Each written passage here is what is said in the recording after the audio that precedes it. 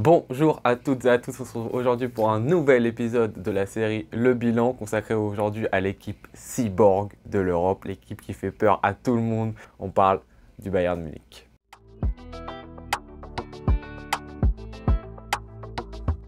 Pour le Bayern de Munich, pas de changement d'entraîneur cet été, mais en revanche un énorme changement, le départ de Lewandowski. Et pour le remplacer, on ne prend pas un autre numéro 9 de métier, on prend Sadio Mané de Liverpool, donc quand même gros changement.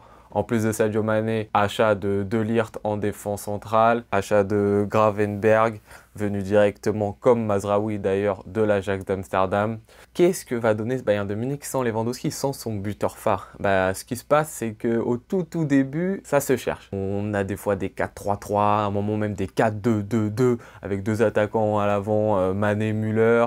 On a des fois une défense à 3, un 3-5-2. Nagelsmann, pendant au moins un mois et demi, tente vraiment beaucoup de systèmes tactiques pour trouver un peu la faille. Pendant cette période de transition, on a des petites défaites en championnat du côté des Bayern, des petites défaites qu'on n'était pas habitué à avoir. Donc on se dit, qu'est-ce qui se passe peut-être pour la première année, voilà, on va être sur une année de transition un peu. Et puis bizarrement en Ligue des Champions, par contre, là ils sont dans un groupe, le groupe un peu qui fait peur de cette année avec le Barça et l'Inter.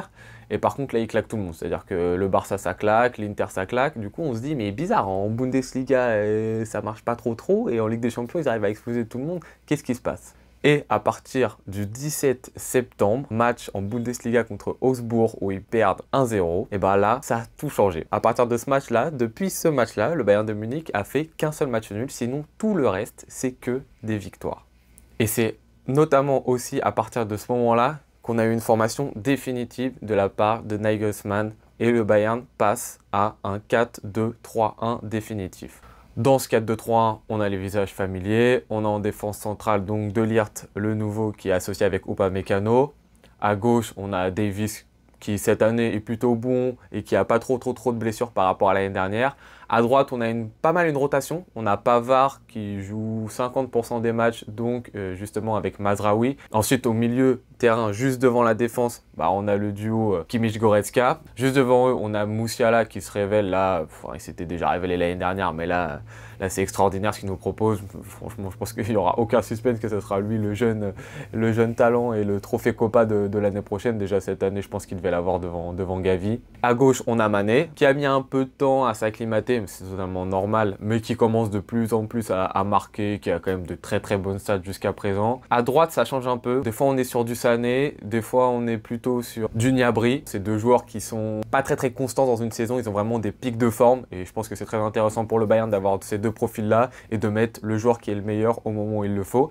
Et en attaque, petite surprise, pour remplacer Lewandowski, c'est Choupo-Moting qui a pris le rôle finalement. C'était pas forcément lui qu'on attendait au départ, on s'attendait plus à une attaque à deux pour remplacer Lewandowski et c'est Choupo qui assure super bien le rôle jusqu'à présent et qui marque là depuis 2 mois qu'il est titulaire, il n'arrête pas de claquer, il surprend tout le monde en parlant bien. Ensuite, pour ce qui est de la manière de jouer du Bayern de Munich, on connaît Nagelsmann, c'est un coach extraordinaire, c'est un coach qui essaye à chaque fois de trouver de nouvelles idées. Et ce qui est bien, c'est qu'il est dans un championnat qui le permet. En Bundesliga, tu es dans un championnat où, le Bayern est quand même leader, limite, ils sont plus favoris que le Paris Saint-Germain en Ligue 1. Et il peut se permettre d'essayer d'initier des choses. Et sinon, le Bayern, on les connaît. Voilà, c'est les cyborgs, c'est les mecs qui mettent les gros scores. Pour ce qui est des pronos, encore une fois, j'ai déjà parlé de ce qui va se passer en Ligue des Champions dans cette vidéo contre le Paris Saint-Germain. Et puis pour ce qui est du championnat, je pense qu'il n'y a même pas de suspense. Voilà, je pense que Fribourg, Leipzig ou Dortmund n'ont vraiment pas encore le niveau pour essayer de les contrarier. Le seul qui peut perdre, c'est lui-même, c'est le Bayern. Et voilà, ce Bayern qui a peut-être une seule faille, c'est le fait que ça soit une équipe qui soit vraiment très portée vers l'avant, qui a un bloc très haut, un peu à la même manière que City en fait. Voilà, c'est un peu les mêmes failles, c'est-à-dire que dans leur dos, ils laissent beaucoup d'espace et dans des équipes qui vont être très réalistes et qui vont avoir des joueurs qui vont courir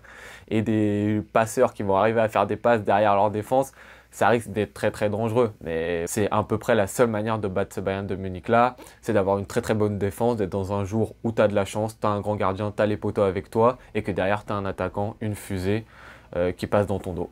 Je vous remercie beaucoup d'avoir regardé cette vidéo. N'hésitez pas à regarder les autres épisodes du bilan qui sont déjà sortis et à me proposer d'autres équipes si vous avez des idées, à me dire ce que vous pensez de ce Bayern là, jusqu'où ils vont aller en Ligue des Champions selon vous. Je vous dis à très bientôt.